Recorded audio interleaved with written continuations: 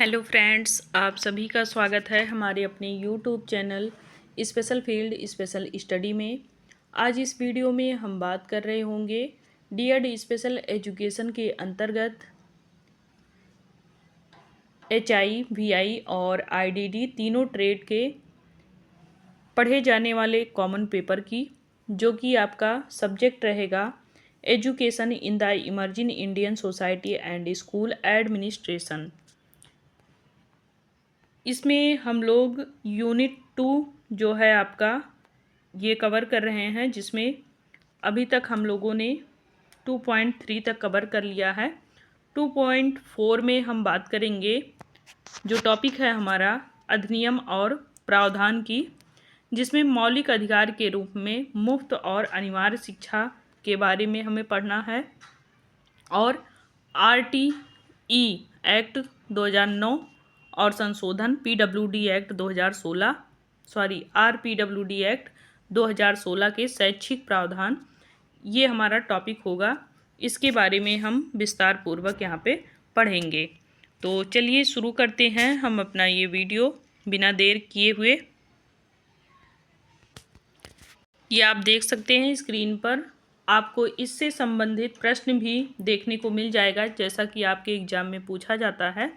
जैसे कि निःशुल्क एवं अनिवार्य शिक्षा के प्रावधान क्या हैं, इसके बारे में अलग से पूछ सकता है, या फिर आरटीई अधिनियम 2009 में किए गए संशोधन की व्याख्या करें, या फिर आरपीडब्ल्यूडी एक्ट 2016 विस्तार से इसका वर्णन करें। ये इस तरीके से 3 प्रकार के क्वेश्चन बना करके एग्जाम में आपसे पूछ सकता है। तो इस यूनिट में हम सबसे पहले मुफ्त और अनिवार्य शिक्षा पढ़ेंगे, जिसमें ये कहा गया है कि संविधान 86वां जो आपका संशोधन है, इसमें इस अधिनियम में 2002 के द्वारा भारत के संविधान में अनुच्छेद 20A को शामिल किया गया है, जिसके द्वारा मौलिक अधिकार के रूप में 6 से 14 वर्ष तक के जो बच्चे हैं उनको मौलिक रूप से निःशुल्क एवं अनिवार्य शिक्षा दिया जाएगा, जिसे राज्य कानून के द्वारा निर्धारित भी किया जाएगा। और बच्चों को मुफ्त और अनिवार्य शिक्षा का जो अधिकार है वो आरटीई एक्ट 2009 जो कि अनुच्छेद 21A के तहत ये हमारे इस कानूनी प्रावधान में आया।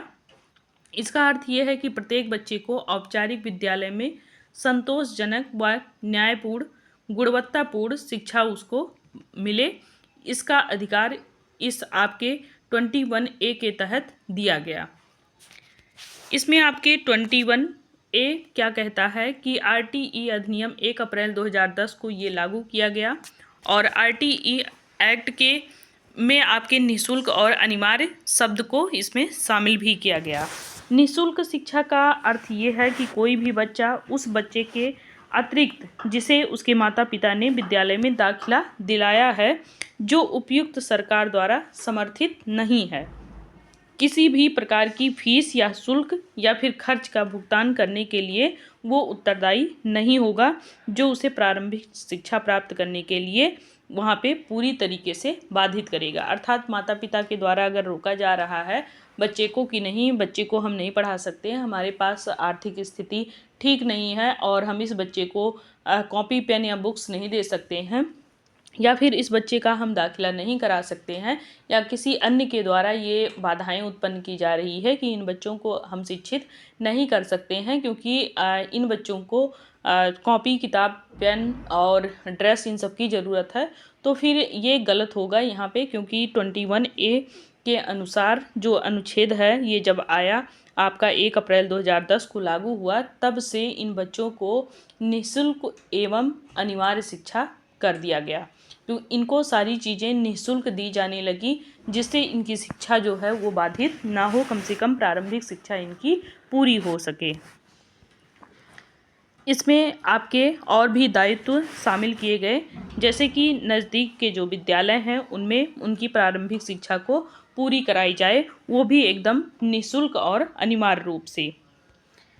दूसरा दायित्व क्या दिया गया, क्या प्रावधान बनाया गया कि इस अधिनियम में ये भी स्पष्ट कर दिया गया कि अनिवार्य शिक्षा का अर्थ ये है कि मुफ्त प्रारंभिक शिक्षा उनको प्रदान की जाए जो कि 6 से 14 वर्ष के बच्चे हैं। जो कि उस परिवेश में आपके रह रहे हों और प्रारंभिक शिक्षा पूरी करने को वो स्वयं से तैयार भी हों, और सरकार उनके लिए इन मतलब शिक्षा देने का और भी सारे संसाधन उपलब्ध कराने का पूरा दायित्व निभाएगी।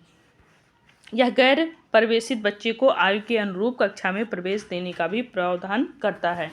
कोई ज़रूरी नहीं है बच्चा जब 6 वर्ष का हो तभी उस बच्चे का विद्यालय में हम नाम लिखा सकते हैं। अगर 8 वर्ष का 9 वर्ष का भी बच्चा है तो भी उस बच्चे के आयु के अनुसार उसको कक्षाएं प्रोवाइड की जाएंगी। जैसे कि बच्चा 6 वर्ष का हो गया है तो उसका हम कक्षा 1 में नाम लिख सकते हैं, लेकिन अगर वो 8 वर्ष का है तो उसको हम कक्षा 3 में या फिर उसको कक्षा 4 में हम नाम लिख सकते हैं। इस प्रकार से उसकी आयु के अनुसार उसको शिक्षा दिया जाएगा। यह मुफ्त और अनिवार्य शिक्षा रहेगी, जो कि केंद्र और राज्यों के बीच में वित्तीय और अन्य जिम्मेदारियों को साझा करके सरकार इनके लिए काफ़ी चीज़ों का संसाधन जो है वो चीज़ें इनके लिए प्रोवाइड करेगी। साथ ही इनके माता पिता का भी एक जिम्मेदारी ये दिया जाएगा कि ये इन बच्चों का दाखिला कराएं और अपने बच्चों को शिक्षित भी करें। आगे बात करेंगे कि इनमें विद्यालयी जो ढांचा होगा या फिर विद्यालय के जो कार्य दिवस होंगे, शिक्षक के कार्यों के जो घंटे आकलन किए गए हैं वो सभी मानकों के अनुसार निर्धारित किया जाएगा और सभी को फॉलोअप किया जाएगा। और यहाँ पे ये भी सुनिश्चित करके शिक्षकों की तर्क संगत तैनाती प्रदान किया जाएगा ताकि जिले या ब्लॉक में औसत के बजाय प्रत्येक विद्यालय के लिए निर्दिष्ट छात्र शिक्षक अनुपात बनाए रखा जाए। इस प्रकार से ये भी सुनिश्चित किया जाएगा कि शिक्षकों की जो पोस्टिंग है उसमें शहरी ग्रामीण ये असंतुलन न हो। साथ ही गैर शैक्षणिक कार्य भी इनसे कराए जाएंगे। शिक्षकों की तैनाती पर रोक लगाने का भी यहाँ पे प्रावधान है, और इसमें आपके यह भी उचित रूप से प्रशिक्षित जो शिक्षक होंगे या जो वहाँ पे अपेक्षित शिक्षक होंगे जो योग्यताधारी वाले होंगे उनके लिए भी प्रावधान बनाया गया है, जिसमें यह नियम शारीरिक दंड और मानसिक उत्पीड़न पर रोक लगाता है कि कोई भी जो शिक्षक होगा उनके ऊपर भी काफ़ी प्रावधान लगाए गए हैं कि इन बच्चों के साथ वो शारीरिक और मानसिक रूप से उन बच्चों को उत्पीड़ित नहीं कर सकते हैं। बच्चों के प्रवेश के लिए स्क्रीनिंग प्रक्रियाएं वो नहीं लागू कर सकते हैं कि उनको नहीं बस स्क्रीनिंग से इससे गुजरना होगा, ये टेस्ट देना होगा, ये करना होगा, ये सारी चीज़ें नहीं कर सकते हैं। कैपिटेशन शुल्क नहीं ले सकते हैं। शिक्षकों द्वारा निजी ट्यूशन और बिना मान्यता के विद्यालय चलाना, इस पर भी रोक है, ये भी ये कार्य नहीं कर सकते हैं। यह संविधान में निहित मूल्यों के अनुरूप पाठ्यक्रम के विकास का प्रावधान करता है, जो बच्चे के सर्वांगीण विकास को यहाँ पे सुनिश्चित करता है। बच्चे की ज्ञान क्षमता और प्रतिभा का भी निर्माण यहाँ पे होगा। बच्चे को भय, आघात और चिंता से मुक्त कराया जाएगा। यह अधिनियम बाल मैत्रीपूर्ण और बाल केंद्रित शिक्षा की एक प्रणाली होगी जिसको यहाँ पे विकसित किया जाएगा। इसके साथ ही अब हम बात करेंगे दिव्यांग व्यक्तियों के बाल अधिकार अधिनियम 2016 की, यानी कि RPWD एक्ट 2016 की हम बात करते हैं। तो 2016 जो आपका है ये PWD एक्ट जो अधिनियम आपका सबसे पहले 1995 में आया था, ये उसका स्थान लेता है। PWD एक्ट का मतलब ये हुआ पर्सन विथ डिसेबिलिटी, विकलांग बच्चों के लिए निःशक्त जन अधिकार अधिनियम। इसी को बाद में फिर RPWD के नाम से जाना जाने लगा, जो कि 2016 में आया, राइट पर्सन विथ डिसेबिलिटी। ये दिव्यांग व्यक्तियों के अधिकारों पर संयुक्त राष्ट्रीय सम्मेलन UNCRPD के दायित्वों को पूरा करता है, जिस पर भारत की एक हस्ताक्षरकर्ता भी हैं। ये 28/12/2016 को, यानी कि 28 दिसंबर 2016 को ये नियम पारित हुआ और 19/4/2017 को ये लागू भी किया गया। दिव्यांग व्यक्तियों के अधिकार RPWD अधिनियम 2016 के अनुसार जो भी दिव्यांग होंगे उनके लिए एक विकसित और गतिशील अवधारणा यहाँ पे दी गई, जो कि इस प्रकार से है कि अधिनियम की मुख्य विशेषताएं क्या क्या हैं। इसमें ये बताया गया कि जो हमारे इसके पहले PWD एक्ट आया, पर्सन विथ डिसेबिलिटी 1995 में इसमें जो दिव्यांगताएं थी वो 7 प्रकार की थी, उसको बढ़ा करके फिर 21 प्रकार की दिव्यांगता कर दी गई। और ये केंद्र सरकार के पास और भी अगर अधिक दिव्यांगताओं के बारे में जानकारी आती है तो ये उसको भी शामिल कर सकती है, यानी कि 21 से भी दिव्यांगताएं और बढ़ सकती हैं। इसमें शारीरिक दिव्यांगता में आपके लोकोमोटर डिसेबिलिटी, कुष्ठ रोग मुक्त, लेप्रोसी क्योर्ड जिसको बोलते हैं, उसके बाद सेरेब्रल पॉल्सी और डॉर्फिज्म मस्कुलर डिस्ट्रॉफी, ये आपके इसमें शामिल है। इसके साथ साथ आपके एसिड अटैक ये भी इसमें शामिल है। जो ब्लाइंडनेस है जिसमें आपके 2 प्रकार होते हैं, एक ब्लाइंडनेस एक लो विजन।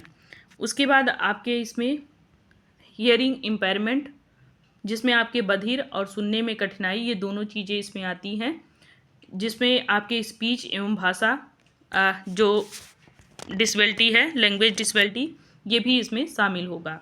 शारीरिक दिव्यांगता में आपके फिर ये सारी चीज़ें तो आपके शारीरिक दिव्यांगता में हो गई। उसके बाद हम बात करेंगे बौद्धिक दिव्यांगता, इंटेलेक्चुअल प्रॉब्लम में आपके इसमें SLD के बच्चे आ जाएंगे, ऑटिज्म के बच्चे आ जाएंगे, जो कि आपके इसमें होंगे इंटेलेक्चुअल में। उसके बाद आपका आ जाएगा मेंटल प्रॉब्लम में, तो मेंटल प्रॉब्लम में आपके मानसिक बीमारी, मेंटल इलनेस, और उसके बाद इसमें आपकी क्रोनिकल न्यूरोलॉजिकल स्थिति आ जाएगी, जिसमें मल्टीपल स्क्लेरोसिस, पार्किंसंस रोग, रक्त विकार, हीमोफीलिया, थैलेसीमिया और सिकल सेल डिजीज, ये आपके इसमें शामिल होगा। तो ये आपके 21 प्रकार की दिव्यांगताएं हैं जो आपके RPWD एक्ट 2016 में आई, और इसमें और भी दिव्यांगताओं को शामिल किया जा सकता है, लेकिन किसके द्वारा? केंद्र सरकार को ये दायित्व दिया गया है कि अगर भविष्य में और भी डिसेबिलिटी आती है तो उसको भी हम शामिल कर सकते हैं। अब हम बात करेंगे बेंचमार्क दिव्यांगता की। तो बेंचमार्क दिव्यांगता क्या है? इसमें ये बताया गया है कि जो भी दिव्यांगता होगी वो कम से कम 40% यदि उस बच्चे में दिव्यांगता है तो ही वो बेंचमार्क डिसेबिलिटी के अंतर्गत आएगा। शिक्षण संस्थानों का कर्तव्य क्या होना चाहिए इन बच्चों के प्रति? समावेशी शिक्षा उनको किस प्रकार से दें? तो उन्हें बिना किसी भेदभाव के उनका प्रवेश करना, दूसरों के साथ में समान रूप से उन्हें खेलने देना, और मनोरंजन की जो भी गतिविधि हो उसमें उनको शिक्षा ग्रहण करना, साथ में उनको वहाँ पे खेलने देने का पूरा पूरा अवसर देना होगा। इसके साथ ही भवन, परिसर और विभिन्न जो सुविधाएं होंगी उनको सुलभ बनाना होगा। व्यक्ति की आवश्यकताओं के अनुरूप उचित आवास प्रदान किए जाने चाहिए। पूर्ण समावेशन के लक्ष्य के अनुरूप शैक्षणिक और सामाजिक विकास को अधिकतम करने वाले वातावरण में व्यक्तिगत या अन्यथा वातावरण के अनुरूप आवश्यक सहायता प्रदान करना। ये सुनिश्चित करना कि अंधे या बहरे या फिर दोनों प्रकार के व्यक्तियों को शिक्षा सबसे उपयुक्त भाषाओं और संचार के तरीकों और साधनों में प्रदान करना। इसके साथ साथ बच्चों में सीखने की जो विशिष्ट अक्षमताएं हैं उसको जल्द से जल्द पता लगा करके उसको दूर किया जाए और फिर उनको शैक्षणिक उपाय में शामिल किया जाए। प्रत्येक जो दिव्यांग बच्चा होगा उससे संबंधित उसकी भागीदारी, उसकी उपलब्धि और उसकी शिक्षा का पूर्व यहाँ पे निगरानी करना, ये सारी चीज़ें भी इसमें शामिल होंगी। और इसमें जो भी दिव्यांगता वाले बच्चे होंगे उनकी आवश्यकताओं को पूरा करना, और बच्चों को जो भी सुविधाएं होती हैं, जो भी उन्हें आवश्यकता होगी वो सारी सुविधाएं उनको प्रदान करना। अब हम बात करेंगे समावेशी शिक्षा को बढ़ावा देने के लिए, सुविधा प्रदान करने के लिए विशिष्ट उपाय। तो इसमें जो विशिष्ट उपाय कर सकते हैं वो इसमें धारा 16 के अनुसार कर सकते हैं। जैसे कि जो दिव्यांग बच्चे होंगे उनकी पहचान करना, उनकी विशेष जो ज़रूरतें होंगी उनको पहचान करके उनको उस ज़रूरत में शामिल करना, उनके अनुसार उनको उपकरण प्रदान कराना, साथ ही उनको विद्यालय जाने की अनुमति देना, और या कह लीजिए विद्यालय जाने की छूट देना, अवसर देना। पर्याप्त संख्या में जो शिक्षक होंगे, प्रशिक्षण संस्थान होंगे उसको स्थापित करना, शिक्षकों को प्रशिक्षित करना और नियोजित करना, जिसमें जो दिव्यांग शिक्षक होंगे वो भी उसमें शामिल होंगे, चाहे उसमें सांकेतिक भाषा के हों या ब्रेल के शिक्षक हो, उनको भी उसमें शामिल करना। विद्यालयी शिक्षा के स्तर पर समावेशी शिक्षा का समर्थन करना और विद्यालयी शिक्षा के सभी स्तरों पर शैक्षणिक संस्थानों को भी समर्थन देना। इसके साथ साथ भाषा संचार या भाषा जो आपके दिव्यांग व्यक्ति होंगे उनके दैनिक संचार आवश्यकताओं को पूरा करने के लिए स्वयं के भाषण के उपयोग के पूरक के लिए संचार ब्रेल और सांकेतिक भाषा के साधनों के प्रारूप सहित उपयुक्त जो भी उसमें संसाधन होंगे उस चीज़ को बढ़ावा देना और उसको उपलब्ध कराना। बेंचमार्क दिव्यांगता वाले जो छात्र होंगे उनको 18 वर्ष की आयु तक निःशुल्क किताबें और शिक्षण सामग्री और उचित सहायक उपकरण उनके लिए उपलब्ध कराना। बेंचमार्क दिव्यांगता वाले जो भी छात्र होंगे उनको उचित मामलों में छात्रवृत्ति दिलाना। दिव्यांग छात्रों की ज़रूरतों को पूरा करने के लिए पाठ्यक्रम और परीक्षा प्रणाली में उपयुक्त संशोधन करना, जैसे परीक्षा पेपर पूरा करने के लिए अतिरिक्त समय, लेखक और एमानुएसिस की सुविधा और दूसरी ओर तीसरी भाषा पाठ्यक्रम में छूट भी। सीखने में सुधार के लिए अनुसंधान को बढ़ावा देना और कोई अन्य उपाय जो कि आवश्यक हो वो सभी भी कर सकते हैं। अब हम बात करेंगे प्रौढ़ शिक्षा की। तो प्रौढ़ शिक्षा क्या होती है इसमें? प्रौढ़ शिक्षा का मतलब ये होता है कि जो सरकार को उपयुक्त लगे वो स्थानीय जो वहाँ के वयस्क हैं उनको शिक्षा और उनके सतत शिक्षा कार्यक्रमों में अन्य लोगों के साथ समान रूप से दिव्यांग व्यक्तियों की भी भागीदारी को ये बढ़ावा दें और सुरक्षा करने और सुनिश्चित करने के लिए भी उपाय करें। इसका मतलब ये होगा कि यहाँ पे जो पहले से शिक्षा ग्रहण कर रहे थे, बीच में किसी प्रकार से उनका ड्रॉप आउट हो गया और वो किशोरावस्था पार कर चुके हैं, तो उनके लिए भी शिक्षा का प्रावधान रखना, वो भी अगर पढ़ना चाहें तो वो भी समान अधिकार रखते हैं। जैसे अन्य व्यक्ति शिक्षा ग्रहण करता है वो भी उनके साथ में जाकर के शिक्षा ग्रहण कर सकते हैं। तो ये था आपका RTE एक्ट 2009 और RPWD एक्ट 2016, जिसमें आप लोगों ने पढ़ा कि ये 1995 के बाद में आया, 2016 में आया, जिसमें किस प्रकार की दिव्यांगता शामिल की गई और कौन शारीरिक दिव्यांगता में आता है, कौन इंटेलेक्चुअल प्रॉब्लम में आता है और कौन आपके मेंटल रिटार्डेशन में आता है। ये सभी आपको अलग अलग तरीके से बताए गए।